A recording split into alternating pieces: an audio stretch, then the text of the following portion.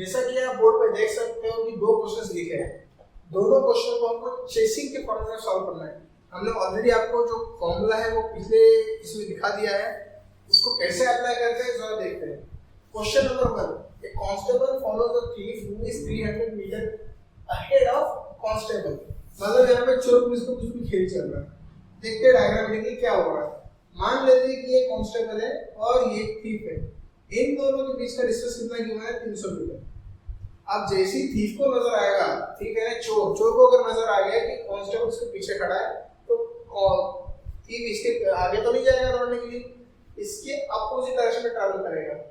Okay, अब आगे का क्वेश्चन क्या बोलता है, if constable and thief run at A speed of 9 and 7 respectively. मतलब कांस्टेबल का स्पीड कितना गिवन है 9 किलोमीटर पर आवर एंड इसका है 7 किलोमीटर पर आवर।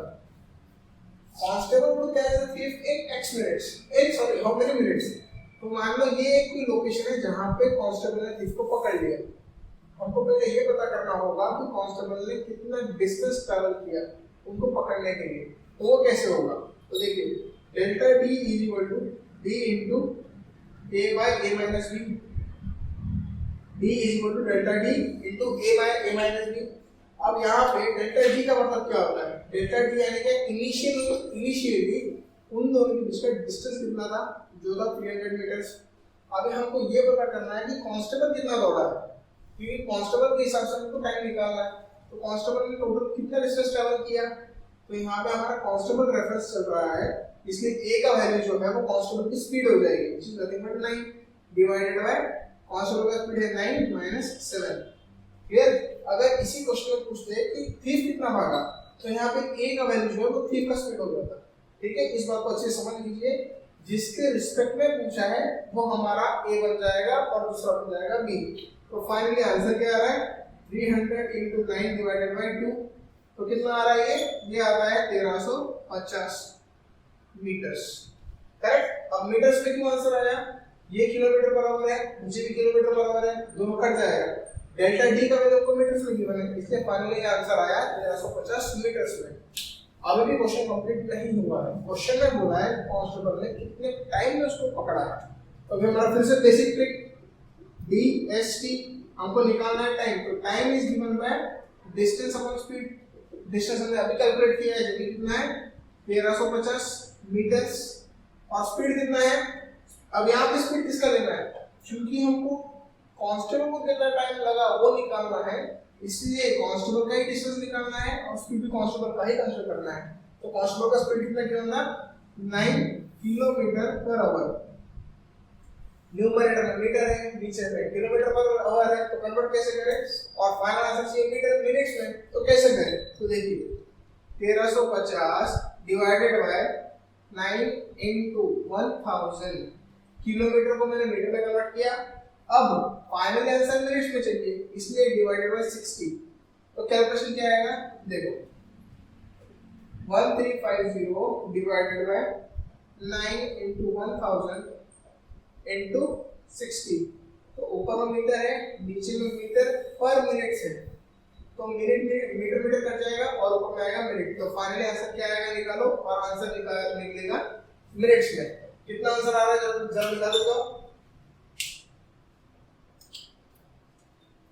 0 0 कटा 0 0 कटा 3 जा 5 जा 5 1 जा 2 7 1 3।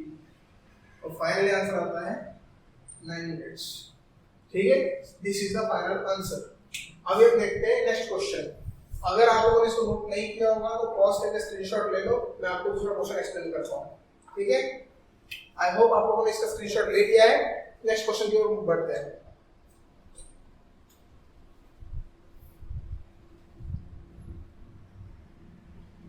अभी next question Tom and Jerry के बारे में है। अब टॉम एंड जेरी आपको बताने की जरूरत तो होगी नहीं, क्योंकि आप सब जानते हैं कि टॉम एंड जेरी थे कौन और है कौन।